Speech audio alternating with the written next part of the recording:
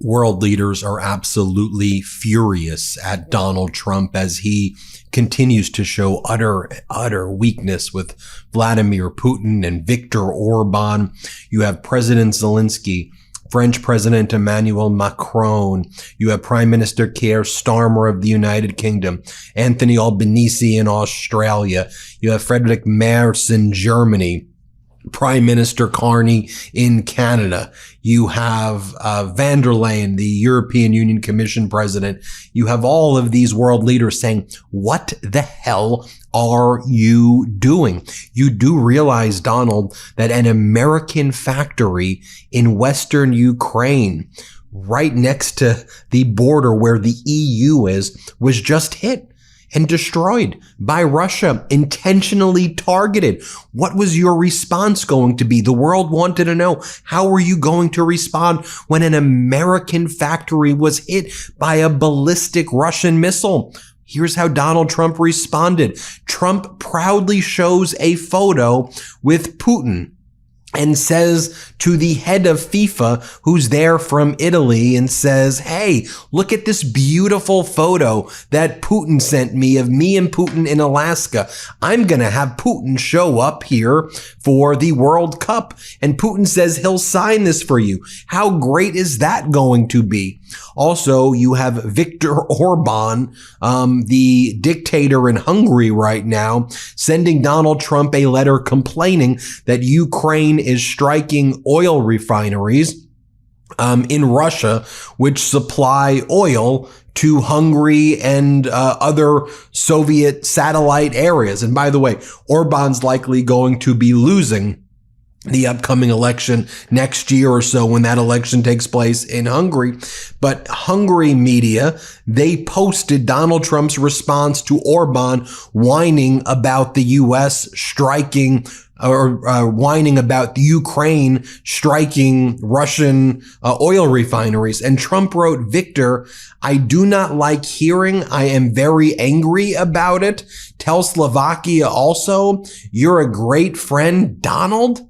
And then you have the rest of Europe and the rest of the world, the group calling themselves the Coalition of the Willing, saying, what the hell is this guy doing? As Alex Cole writes, so Putin bombs an American factory in Ukraine and Trump shows everyone a picture of him and his buddy Putin and brags about wanting to invite him to the World Cup. This is sick. This is absolutely sick stuff right here. And he's right. Here's what President Zelenskyy posted. Today marks the 1,276th day of full-scale war. Ukraine has been standing in the war against Russia for its independence longer than anyone in the world expected. This is the result of patriotism and effectiveness of our people, the result of our warriors who heroically fought for our state and destroyed the occupier. I am grateful to each and every one of you in all our defense and security forces for the strength you give Ukraine and for every result you deliver. Undoubtedly, a strong and capable Ukrainian army is the most reliable security for our people. But we also need strong security guarantees from all those who seek peace.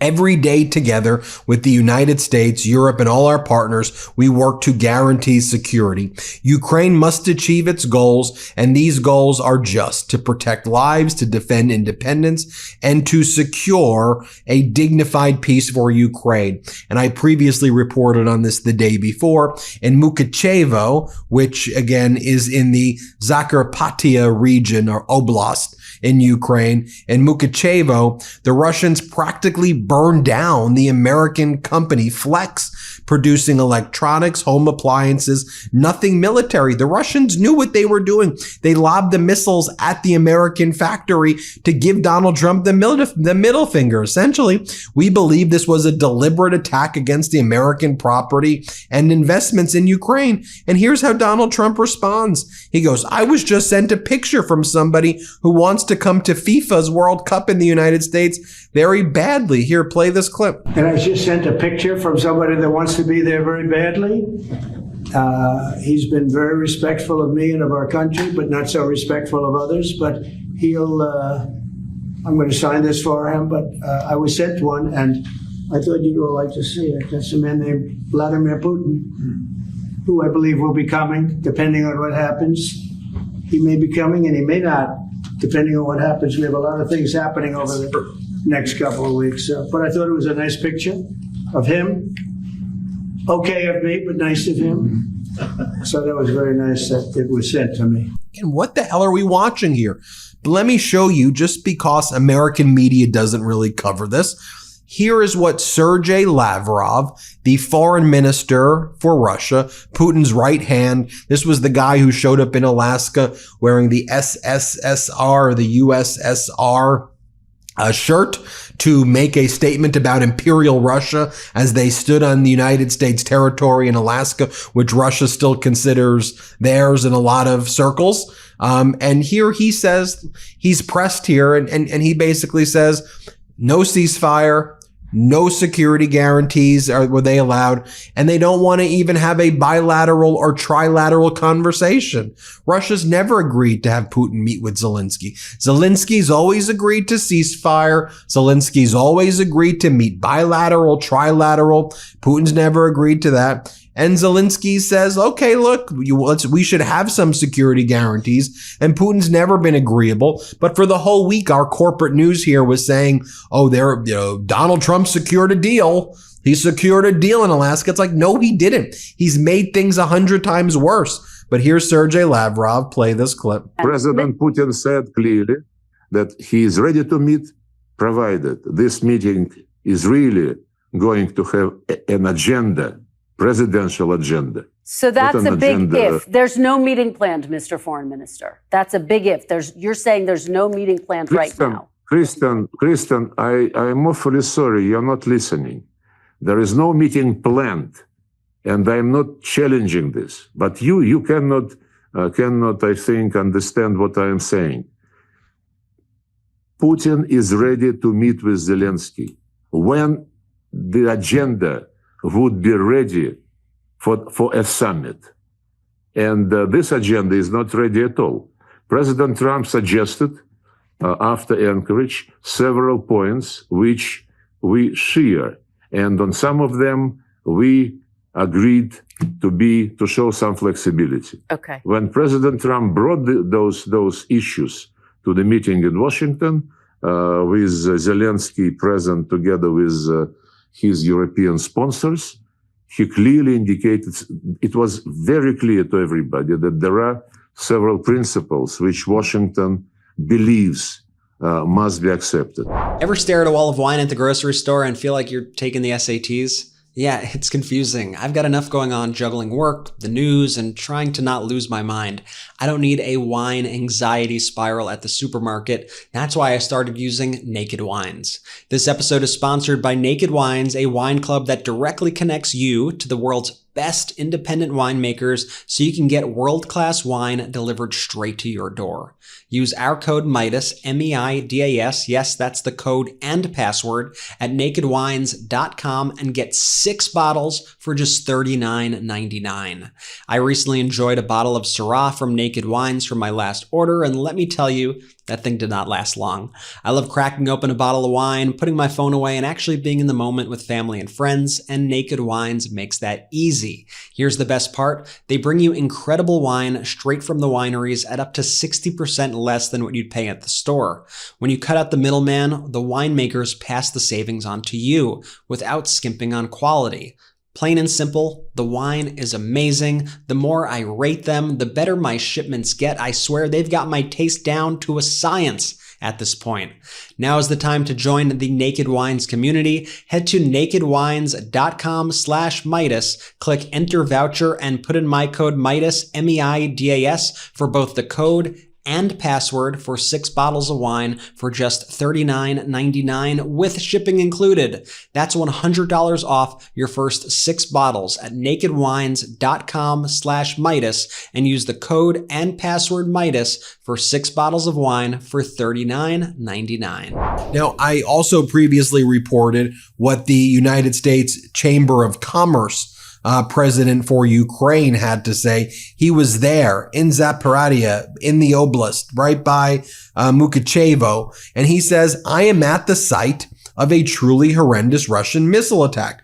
Overnight, one of the largest American investments in Ukraine, Flex, an active member of the American Chamber of Commerce, was hit by Russian missiles. This was not only an attack on Ukraine, it was an attack on American business. 2 missiles struck the factory where 600 employees were working the night shift. Thanks to strict safety protocols, every life was saved. Russia is not only devastating Ukraine, it's humiliating American business. It's humiliating American business. And by the way, when Trump was asked, have you asked Putin about him striking a U.S. factory? What does Donald Trump want to talk about? Donald Trump wants to lie about stopping 7 wars or 10 wars. That's I stopped 10 wars. I stopped 10 wars, everybody. You didn't stop 10 wars. What are you talking about? Here, play this clip right here. Mr. President, On yes. that subject, have you talked to Vladimir Putin about the fact that yesterday a big U.S. factory was hit in a Russian airstrike in Ukraine? What's your reaction to I that? told him I'm not happy about it. And I'm not happy about anything having to do with that war. I said I settled 7 wars, and actually, if you think about pre-wars, add 3 more, so it would be 10. I thought this would be in the middle of the pack in terms of difficulty. No, I'm not happy about anything about that war. Nothing. Not happy at all. We'll see what happens. I think over the next 2 weeks, we're going to find out which way it's going to go. Now, let me show you what's going on Russian TV, because this is very telling. I'm going to show it to you. We've translated it from Russian into AI, so it's English. But I want you to hear specifically what they say on Russian TV, because you don't really hear this at all in America. Julia Davis runs Russian Media Monitor. She does a great job on it. And one of the things we have here is they're one of these Russian military experts, one of their hosts, a guy named Igor Korotchenko, said it was his idea that he was telling Trump for the FBI to go after Bolton, which he voiced months ago. He's also praised Trump, Vance, and Hegseth for not criticizing Russian strikes against Ukraine. You have Russian tanks right now rolling around Ukraine with American flags on it, and Russian propaganda has never been happier. Russian TV, state regime media has never been happier because they were handed this huge PR victory, and they've been handed the fact that Donald Trump's not pushing for a ceasefire, not sanctioning Russia, allowing Russia to do as it pleases. And instead Trump's using all Putin's talking points to attack Ukraine. Here's Russian Media Monitor showing what's going on Russian state TV. And again, we've translated this via AI. Here, play this clip. Right now, U.S. federal agents are searching the home of former Trump National Security Advisor John Bolton. The operation is connected to a criminal investigation, where the main piece of evidence is Bolton's memoir. The memoir allegedly contains top-secret information. The book, The Room Where It Happened, was published in 2020 and contains criticism of the Trump administration's work. At the time, Trump tried to block the publication, claiming that state secrets would become available to America's enemies, and even called Bolton a scumbag. Bolton himself has not been arrested, and no charges have been filed against him yet. But as they say in the U.S., nothing lasts forever. What else would I draw your attention to? Look, for several weeks now we've been carrying out massive strikes on Zelensky's infrastructure. At the same time, not a single critical word has been said against us from the White House. Personally, I believe that Trump understands it's necessary to allow Russia, by military means, to make Zelenskyy accept the current realities. And this will work in favor of Trump's peace plan. That's why the Americans are now extremely interested in Russian military successes. At the very least, Donald Trump, Vice President J.D. Vance, and U.S. Secretary of Defense Pete Hegseth, these are the conservative politicians in the United States who understand that our military successes bring a peace agreement on Ukraine closer and make Zelenskyy more willing to compromise and accept the realities on the ground. This is a very good sign. As for Bolton, the former national security advisor to President Trump during his first term, I want to remind you that right here, in the studio of the 60 Minutes program, about 2.5 months ago, I clearly stated that the Federal Bureau of Investigation should carry out a comprehensive set of operational measures regarding Bolton. A dangerous man. And I urged President Trump to listen to these recommendations. Maybe it's a coincidence, maybe it's intentional, so to speak, but the fact is, Bolton is someone who is privy to the White House's key secrets, and he committed treason. It's quite obvious that the Federal Bureau of Investigation will indeed charge him specifically under this particular article, the serious crime of treason. Now, it should be noted, as John Bolton his home was raided, his business was raided, based on a book that he wrote in 2020 about the Trump regime, which now in 2025, they're saying he used classified information to write the book. It's the definition of weaponization. But John Bolton wrote right before his house was raided, he wrote, "Russia has not changed its goal. Drag Ukraine into a new Russian empire. Moscow has demanded that Ukraine cede territory it already holds in the remainder of Donetsk, which it has been unable to conquer. Zelenskyy will never do so. Meanwhile, meetings will continue because Trump wants a Nobel Peace Prize, but I don't see these talks making any progress." Just true facts. And then also yesterday, Zelenskyy met with NATO Secretary General Mark Rutte. Today, NATO Secretary General Mark Rutte is in Ukraine. During our meeting, we discussed first and foremost what next joint steps of ours can provide Ukraine and all of Europe with a greater security and bring the real end of the war closer. Most importantly, this includes our diplomacy, security guarantees, and weapons for our warriors, it goes on to say. And it says the PURL program is already operating, enabling the purchase of American weapons with partner funding. We already have $1.5 billion from European countries. This is significant. I'm grateful to every partner. We're working to raise more. I think the important thing, though, is that they have to raise money to potentially buy military weapons from the United States, which the United States may not even be turning over to them at all. But the United States will hold them hostage for it. It's why they're looking elsewhere.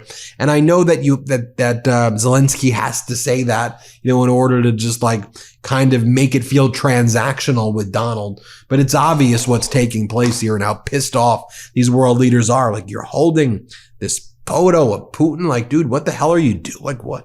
How upside down is that? And by the way, Putin said he would be able to take over Kyiv in 3 days. He didn't. Now we're in 2025. Putin was pushed back significantly from the land he had in 2022.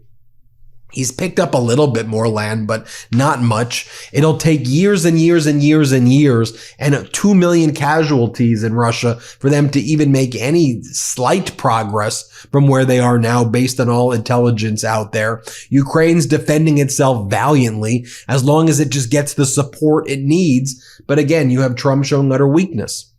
Anyway, let me know what you think. Hit subscribe. Let's get to 6 million. Thanks for watching. Thanks for watching. Be sure to add the MeidasTouch podcast on Apple Podcasts, Spotify, or wherever you get your podcasts for new updates every single day.